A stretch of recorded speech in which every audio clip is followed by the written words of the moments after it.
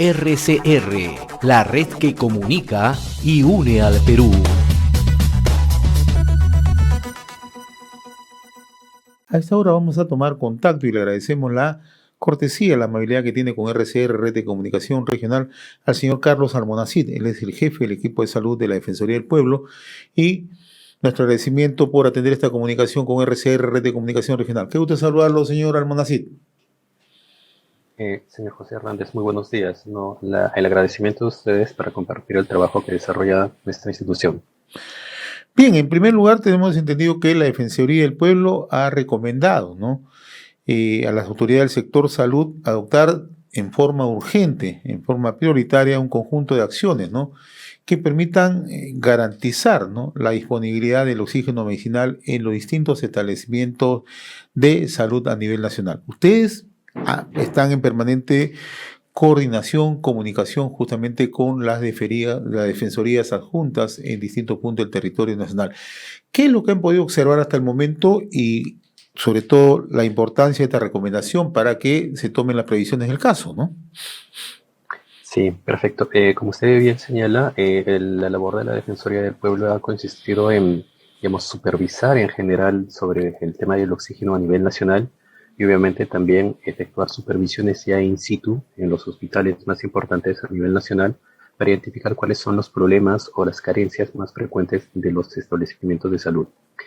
En un primer momento, el trabajo de la Defensoría estaba enfocada en tratar de que el Ministerio de Salud pueda identificar concretamente cuánta es la demanda de oxígeno medicinal que tenemos, así también cuánto es la oferta para identificar concretamente la brecha y cuáles son las acciones para cerrar esa brecha.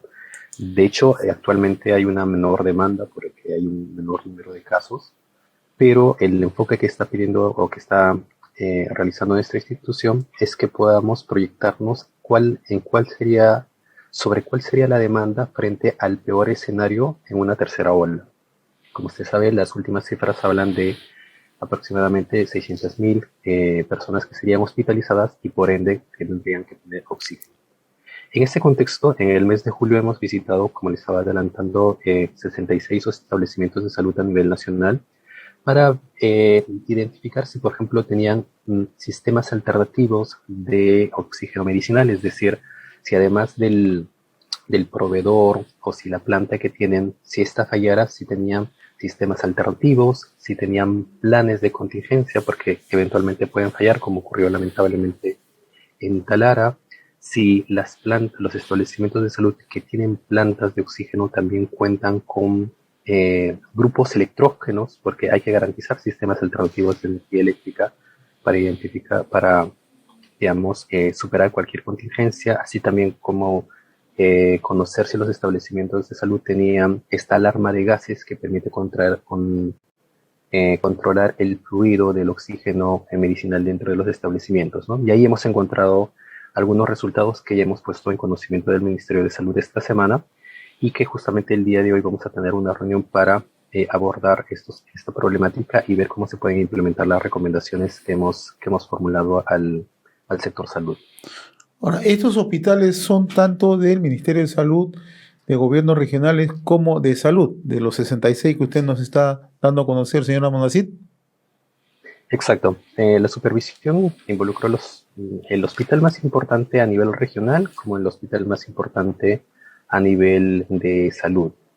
Y se han identificado, bueno, a grandes rasgos, la situación varía de acuerdo a qué región nos estamos encontrando, pero sí, las deficiencias se han encontrado tanto en los hospitales del Ministerio de Salud, de los gobiernos regionales y también del Seguro Social de Salud. En particular, en Loreto sí hemos encontrado que el hospital que ha presentado, digamos, mayores dificultades es el hospital regional, ¿no? Este hospital regional, por ejemplo, no tenía sistemas alternativos o alternos para el suministro de oxígeno medicinal, tampoco contaba con un plan de contingencia y en concreto tampoco contaba con un sistema de alarma de gases, ¿no? Que, como les estaba adelantando, sirve para medir la frecuencia, el fluido de los gases medicinales para garantizar una adecuada prestación a los pacientes, a los usuarios que tienen COVID y que obviamente están hospitalizados. Ahora, usted mencionaba hace unos instantes, señora Monacid, el tema de la falta de equipos que sirvan de sostenimiento, ¿no? Se conocen como los equipos que de una u otra manera salvaguardan en caso se vayan el flujo eléctrico, ¿no? El Los grupos suministro, ¿no? electrógenos. ¿Por qué no se cuenta? ¿Cuál es la razón por la que no se cuenta justamente con estos tipos de equipos, ¿no? Eso puede deberse a varias razones. De hecho, un grupo electrógeno no es exclusivo para una planta de oxígeno dentro de un hospital, sino que sirve para garantizar el suministro de energía Claro. eléctrica para toda la atención, sobre todo para las áreas críticas. ¿A qué puede responder esto? Bueno, a diversas razones. Puede ser que los proyectos que se hayan previsto para cada establecimiento no se hayan concretado. Puede ser una falta de previsión a nivel presupuestal o que finalmente los grupos electrógenos, una vez ya instalados con el tiempo, no han recibido mantenimiento y no se encuentran funcionando en la actualidad.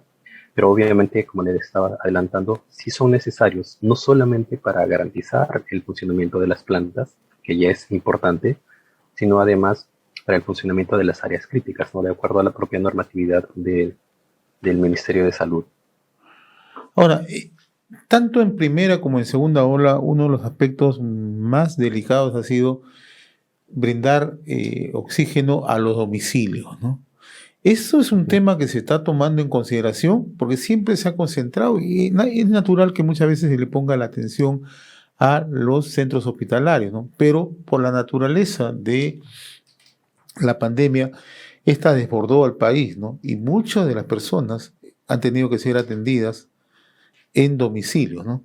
Se está viendo esa posibilidad en caso exista una tercera ola con un mayor número de personas infectadas para poder socorrer de inmediato a los domicilios? Sí, por supuesto, ese nos parece un punto bastante trascendente. Usted señala, bueno, del número de casos, de 100 casos, alrededor de 20 van a requerir hospitalización y 5 van a requerir unidades de cuidados intensivos. Esos 20 van a requerir oxígeno y en algunos casos lleva una hospitalización, pero como el sistema colapsa, muchas personas deciden llevar la atención a nivel hospitalario, domiciliario. Y sí es importante el oxígeno que se les pueda garantizar a las personas en sus domicilios, obviamente cumpliendo con las medidas sanitarias adecuadas, con el tema del control de los balones certificados. Eso se tiene que dar necesariamente. Es por eso que ahí nosotros hemos intervenido en dos aspectos concretos. Uno, que al momento de formular la demanda como país, no solamente nos concentremos en los hospitales, sino también nos concentremos en la demanda que se requiere a nivel de domicilios. Lamentablemente, en la primera y en la segunda ola hemos visto colas de personas que estaban buscando oxígeno medicinal para recibir la atención o para brindar la atención de sus familiares en sus domicilios. Entonces, esa demanda se tiene que identificar. Y lo segundo es que los establecimientos de salud, de acuerdo al marco normativo nacional, establece que deberían proporcionar el oxígeno para la atención en domicilio. Sin embargo, cuando hemos hecho la supervisión de estos establecimientos de salud, 9 de ellos nos han dicho 12 de ellos nos han dicho de que no brindan atención o no brindan oxígeno para la atención domiciliaria. ¿Por qué? Porque incluso ellos señalan que no tienen, que el oxígeno que manejan es básicamente destinado para la atención del propio hospital y no brindan la atención domiciliaria o los balones de oxígeno para atención domiciliaria. Y ese es un aspecto que, como usted señala, es importante porque muchas de las personas, ante el colapso del sistema, durante los picos de la primera y la segunda ola, lo que hacen es preferir la atención domiciliaria, donde se debe garantizar, como le digo, la atención propiamente de un profesional, pero además debería garantizarse el suministro del oxígeno medicinal, que no solamente consiste en dar el balón, sino también tener un monitoreo, que el balón cumpla con determinadas condiciones, con una calidad y certificación que pueda también evitar cualquier accidente domiciliario, ¿no? Ahora, en reiteradas oportunidades, señora Monacine, hemos escuchado tanto al presidente de la República como al ministro de Salud, Hernando Ceballos, indicar que va a aumentar el número de plantas de oxígeno. ¿Esto es así? ¿Hay mayor número de plantas de oxígeno en el momento? ¿Ustedes que hacen un seguimiento? Sí, definitivamente hay un mayor número de plantas, es innegable. Hay unas plantas que se han estado instalando sobre todo a nivel de salud. Hay alrededor de 326 plantas a nivel nacional, pero que progresivamente se van incrementando. También a través del proyecto delegado, que nosotros estamos haciendo seguimiento, estamos viendo cuáles son las plantas que se han comprado, cuáles se están instalando, cuáles están en situación de prueba y cuáles ya están funcionando. Pero, digamos, dado que las olas de epidemia lo que hacen es, digamos, cómo se conduce una ola depende mucho de cómo se comporta la población.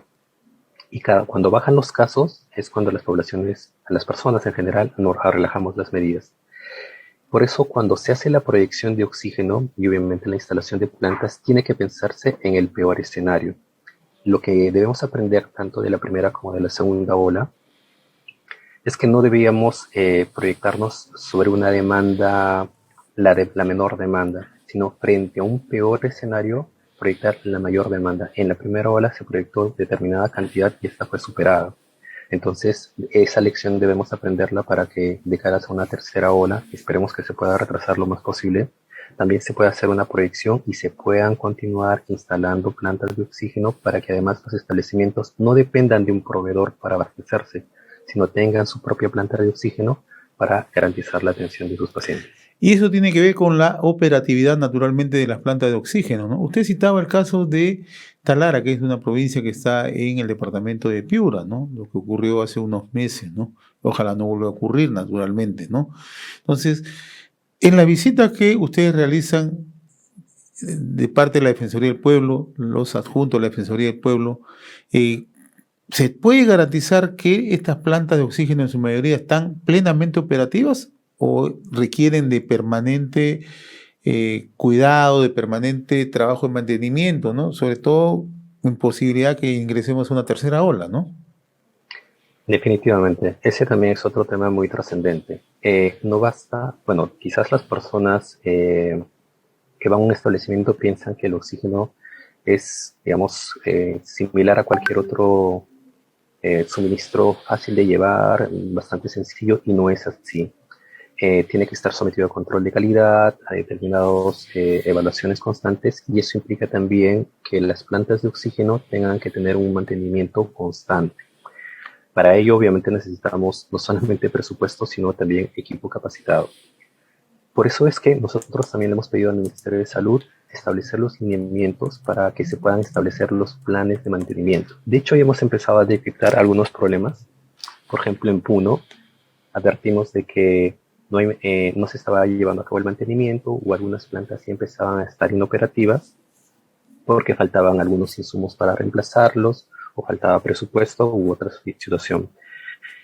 Por ejemplo, nosotros en esta última supervisión que hemos realizado hemos advertido que al menos en 7 establecimientos decían no contar con presupuesto para el tema de mantenimiento, cosa que debe de alarmarnos, ¿no? Porque las plantas de oxígeno, como usted señala, no solamente significa instalarlas y ya está, sino necesitan un mantenimiento constante, una capacitación también del propio personal para que pueda llevarla a cabo sin ningún inconveniente. Y es por eso que estamos alertando a las autoridades, ¿no? De que se pueda primero aprobar los lineamientos para el tema de los planes de mantenimiento, y en segundo lugar, destinar el presupuesto necesario donde se haya identificado la carencia de este. Usted nos daba a conocer al inicio de la conversación, señora Monacid, que van a alcanzar todas estas consideraciones al Ministerio de Salud. ¿Existe la mejor disposición del Ministerio de Salud de acoger cada una de estas recomendaciones? Sí, justo ahora tenemos una primera reunión para identificar cuáles son los problemas que hemos tenido y obviamente para plantear las recomendaciones que estamos teniendo, ¿no? Pero a la par, además que estas recomendaciones son presentadas al Ministerio de Salud, van a ser presentadas también a las autoridades regionales, porque no olvidemos que las autoridades regionales son autoridades sanitarias también a nivel regional, para que, digamos, en el marco de sus competencias y dada la particularidad, porque no todos los problemas son homogéneos a nivel nacional, puedan también adoptar las acciones necesarias. Pero en principio hemos tenido una rápida acogida de parte del Ministerio de Salud, y ahora vamos a ver cómo implementamos las recomendaciones para que también se pueda hacer una coordinación, un trabajo interinstitucional. Señor Carlos Amonasí, yo le agradezco la amabilidad que he tenido con RCR, Red de Comunicación Regional. Ha sido un gusto conversar con usted, muy amable. RCR, la red que comunica y une al Perú.